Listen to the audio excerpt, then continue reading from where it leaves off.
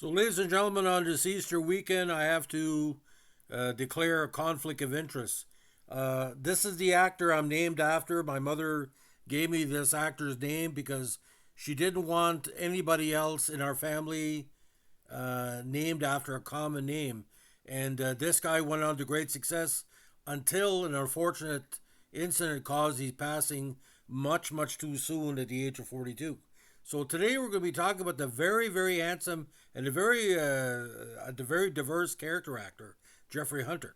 Now born Henry Herman McInnes Jr. in New Orleans, he was an American film and TV actor and producer, known for his role in films such as John Wayne's The Searchers, and of course playing Jesus Christ in King of Kings. On TV, Hunter is best known for his 1965 pilot role as Captain Christopher Pike in the original episode of Star Trek. Now, William Shatner took over the role, but like I said, he did a great job in that one shot. Now, again, born in New Orleans, the son of Edith Lois Burgess and Henry Herman McInnes, his family was Scottish. After 1930, he was reared in Milwaukee, where he graduated from Whitefish Bay High School. He was involved in school sports and began acting in local theater and radio in his early teens. Now, from 42 to 45, he spent his summers appearing in small roles for a touring summer stock theater company from New York called the Northport Players. He made his pro radio debut in his senior year in high school on a program called Those Who Serve, playing a GI. After graduating from high school in 45, he joined the Navy. He completed a naval radar course at Radio Technical School and was assigned to Communications Division, headquarters of the 9th Naval District in Great Lakes, Illinois. Although he served during World War II, he did not see any battle duty because of a broken arch bone suffered in a high school football injury. Now, after the war, he attended Northwestern, from which he graduated in 49. Here he was a member of the Phi Delta Theta fraternity. In college, Hunter appeared in 2 NU stage productions, including Ruth Gordon's Years Ago as Captain Absolute. He also acted with the NU Theater Summer Stock Company at Eaglesmere, Pennsylvania in 47, appearing in Too Many Husbands, The Late George Appley, Payment Deferred, The Merchant of Venice, and Fata Morgana. He did radio work with the NU Radio Workshop and Radio Guild, and worked summers with NBC Radio Institute in Chicago. Now, he became quite well known for his very, very interesting look. He was a very handsome gentleman, probably one of the nicest looking young actors at that time. Now, his first film role came in 1949. While at NU, he was one of a number of students who were cast in David Bradley's version of Julius Caesar in 1950. The movie is best remembered today for starring a young Charlton Heston as Mark Antony. He graduated from NU on August 26, 49, actually my date of birth, in 1965. Then moved to the University of California in LA to get his master's degree in radio. In 1950, he was appearing in a college production of All My Sons in a role of Chris, and was spotted by talent scouts from 20th Century Fox and Paramount.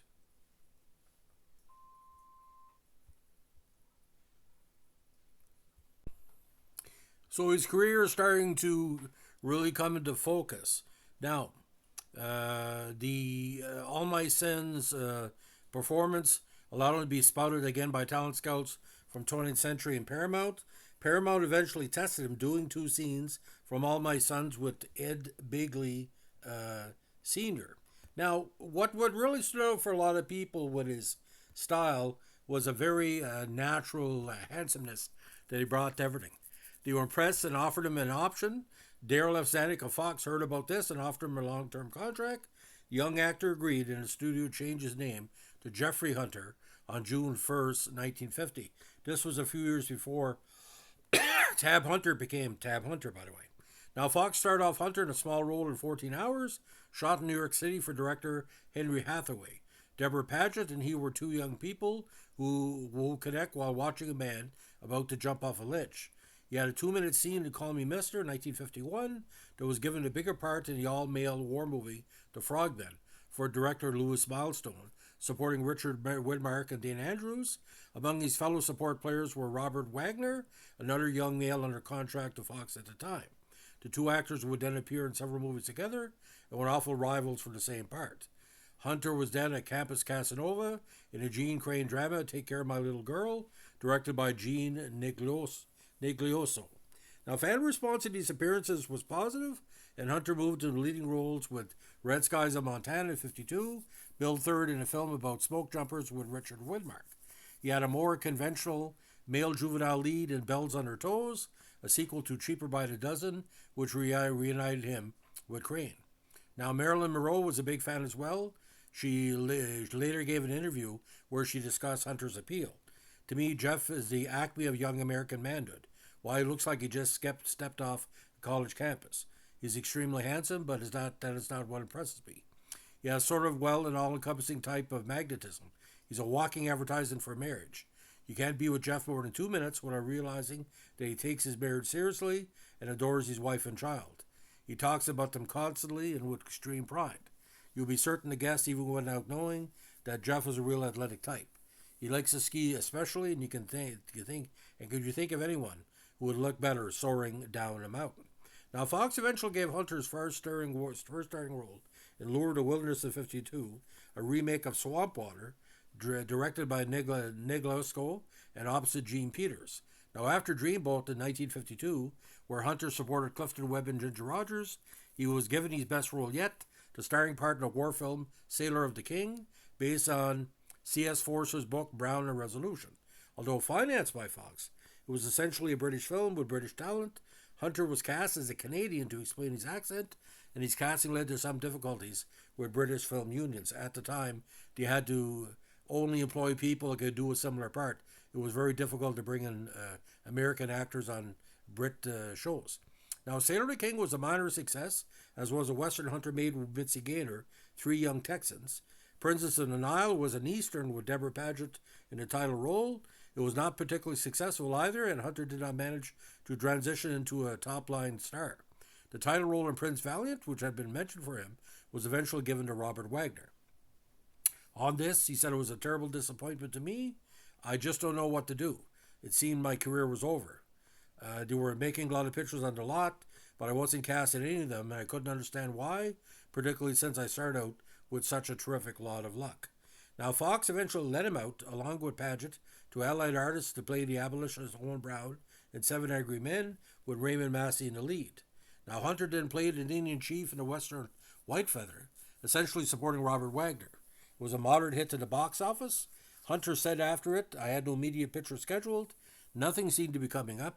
I wasn't thinking of leaving my studio. It's supporting having a major studio behind you. It was just that I was restless and nothing seemed to be happening. Now, at the time, he wasn't doing much TV, which is a factor as well. Now, with a friend, Bill Hayes, he set up a production company called Hunter Enterprises. They produced a documentary called The Living Swamp. Hunter also began appearing regularly on TV, having particular success in an episode of Climax he made with Margaret O'Brien. Now, back in Fox, he supported Anthony Quinn in Seven Cities of Gold. Now, when he was lent to United Artists along with fellow Fox contract players Wagner and Joanne Woodward for A Kiss Before Dying, it was an immediate hit. The film Wire had Wagner in the best role as the killer, while Hunter had a more conventional leading man part. The movie, unfortunately, was shelved for a year before being released, but when it was put out, it was a big hit. Now, loan out to co-star with John Wayne in the title roles of the now classic Western The Searchers, began the first of three pictures he made with John Ford. These were followed by The Last Hurrah and Sergeant Rutledge. Now, Hunter's career was revitalized when he successfully lobbied Ford to cast him as the second lead in The Searchers, again supporting Wayne. Disney barred him also to play William Allen Fuller in the Civil War action movie The Great Locomotive Chase, opposite Fess Parker. Ironically, according to Parker's archive of American television interview, Ford had originally wanted to cast Parker in Hunter's role in The Searchers, but Disney refused to lend him out, something Parker did not hear about until years later. Parker referred to his lost opportunity as his single biggest career setback. Now, the success of The Searchers and The Great Locomotive Chase reignited Fox's interest in Hunter, and the studio re-signed him, while giving him the right to make one outside film a year. Now, he eventually supported Robert Ryan in the Western The Proud Ones. Then he went over to Universal and supported another older star, Fred McMurray, in another Western, Gun for a Coward, in a role originally meant for James Dean, of course, passed away in the mid-1950s. Now, back in Fox, Hunter was reunited with Wagner as the James brothers in the true story of Jesse James, directed by Nicholas Ray.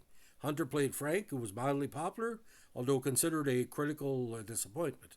Now, Fox gave him a leading role in The Way to the Gold, another Western. It was a low-budget older, but proved profitable. He's one of several leads in Fox's Look at the Young People, No Down Payment. Not a big hit, but the early work for director Martin Ritt received some critical acclaim. Fox eventually sent Hunter to Britain to be an American star in the British war film once more, Count Five and Die. Now, October 57, Hunter started shooting for his role in the Universal film If I Should Die, later Appointment with a Shadow, but collapsed following his first day in the set and was replaced by George Nader. He was off the screen for 14 months, while ill with what was eventually diagnosed as a severe case of hepatitis. Now, John Ford eventually cast him in another film, The Last Hurrah, starring Spencer Tracy. He had a cameo of himself in the Pat Boone musical at Fox, Mardi Gras. Hunter then moved on to a war film in Love and War in '58, co-starring with several other Fox signees such as Wagner. This proved to be extremely popular with all ages. Now, the production company, Mexico Films, he put together, eventually made a film in the country, The Holy City, The Sacred City, but struggled to find a release. Now, the third and final time Ford used him, of course, was the Western legal drama starring Rutledge, which co-starred Woody Strode, and the film was unfortunately not a big success. Now, Hunter was in an urban thriller Key Witness in 1960, directed by Phil Carlson. After making the film, Fox did not renew his contract with Hunter. Now, this opened up Jeffrey to have the biggest part of his career. Now, his next film was with Carlson. He played Guy Gabaldon in the Allied Irish film Held to Eternity, which was a hit in the box office. Gabaldon later named one of his sons Jeffrey Hunter Gabaldon. Now, Nicholas Ray, who was a big fan of Hunter, cast Hunter in a role of a blue-eyed blonde Jesus Christ in the $8 million epic King of Kings in '61, produced by Samuel Bronson. I broke in my shackles at last, said Hunter at the time. He told Lorella Parsons. Christ was a carpenter and 33 years old, and I am 33, and I suppose my physical measurements fitted the description in the New Testament. At the time of his death, he was robust and not a delicate man. Now, this was a difficult part for Hunter, met by critical reaction that ranged from praise to ridicule because of Hunter's youthful, blonde, blue-eyed, matinee idol appearance. However, the film was a box office hit and remains one of Hunter's best remembered roles. Just was shown to, national acclaim on NTV in Canada on the weekend for their Easter movie. Hunter later said of the role, I still get an average of $1,500 a month from people who saw me that film and share the beauty and inspiration I derive from it with me.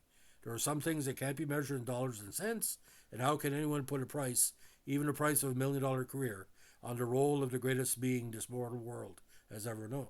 Now, when Hunter returned to Hollywood, he deliberately selected parts that were different, such as that of a psychopathic killer in the episode of Checkmate and as a lead in the heist thriller Mantrap, directed by actor Edmund O'Brien. Now, at Universal, Hunter starred in No Man is an Island, the story of George Ray Tweed. He joined an all-star cast in the Fox World War II battle epic The Longest Day, a very strong performance. He provided a climatic, heroic moment, playing a sergeant who was killed while leading a successful attempt to breach the defense wall atop Omaha Beach in Normandy. Now, when he traveled to Italy to make Gold for the Caesar in '63 with director Andre Detat, he was well received on that, and he was also set to co-star with Tracy and Stewart in A Long Flight when he received an offer to appear in a television show. Now, having guest starred on TV dramas since the '50s, Hunter was offered a 2-year contract by Warner's studio head Jack Warner that included a starring role as circuit-riding Texas lawyer Temple Lee Houston, the youngest son of Sam Houston, in the embassy series Temple Houston, which Hunter's production company co-produced. Now, Temple Houston did not survive beyond 26 weeks, and in '64, Hunter accepted the lead role of Captain Christopher Pike in the pilot of The Cage, technically the first episode of Star Trek, completed in early '65 with a copyright date of '64. Now, Hunter did decline to appear in the second Star Trek pilot requested by NBC in '65 in order to concentrate on film roles. He told the media, I was asked to do it, but I had accepted. I would have been tied up much longer than I cared to be. I have several things brewing now, and they should be coming to a head in the next few weeks. I love doing motion pictures and expect to be as busy as I want to be in them. Now, later in 65, Hunter filmed the pilot for another NBC series, the espionage thriller Journey to Fear, which the network rejected. Now, unfortunately, with the demise of the studio contract system in the 1960s and the outsourcing of much feature production, Hunter, like many other leading men in the 50s, found work in B movies produced in Italy, Hong Kong, and Mexico, with an occasional TV guest part in Hollywood. His films include the William Conrad thriller Brainstorm, the Western Marita, the spy film Dimension 5, the Hong Kong film but unreleased Strange Portrait, and A Witch Without a Broom, a comedy fantasy set in Spain. He also guest starred in Insight, Daniel Boone, and the FBI. After a cameo in The Guide for the Married Man, Hunter took the lead role in a western shot in Spain for Sidney W. Pink, The Christmas Kid. Hunter also appeared in Custer of the West, also shot in Spain. Now in Hollywood, Hunter supported Bob Hope in the private navy of Sergeant O'Farrell. He then returned to low-budget films such as Find a Place to Die, a spaghetti western, although in the lead role. He appeared in Italian films such as Sexy Susan Sins Again and Cried Chicago, and was set to make a band of brothers with Vince Edwards when he died. Now, Hunter's first marriage from 56-55 to actress Barbara Rush produced a son, Christopher. Now, from 57 to 67, Hunter was married to model Dusty Bartlett. He adopted her son, Steele, and the couple had 2 other children, Todd and Scott. In February 69, just 3 months before his death, he married actress Emily McLaughlin of GH fame. Now, Hunter, at his passing, was a well-known Republican. Now, his passing was kind of freaky how this happened. Now, while in Spain in November 68, the film Cried Chicago, also known as Viva America, a story about the Chicago Mafia, Hunter was injured in an on-set explosion when a car window near him, which had been rigged to explode outward, accidentally exploded inward. Hunter sustained a serious concussion. According to Hunter's wife Emily, he went into shock on the flight back to the States after filming and couldn't speak. He could hardly move. After landing, Hunter was taken to Good Samaritan Hospital in L.A., but doctors could not find any serious injuries except for a displaced vertebrae and a concussion. Now, on the afternoon of May 26, 69, he suffered an intracranial hemorrhage while walking downstairs at his home in Van Nuys. He fell, knocked over a planter, and struck his head on the banister, fracturing his skull. He was found unconscious by his visiting friend Frank Bello and taken to Valley Presbyterian Hospital, where he underwent brain surgery. He died, unfortunately, at about 9:30 the following morning at the young age of 42. Now, his funeral was held at St. Mark's Episcopal Church in Van Nuys on May 31st. He was interred at Glen Havel Memorial Park in Silmar. Now, unfortunate passing, but my God, ladies and gentlemen, what an overall talent.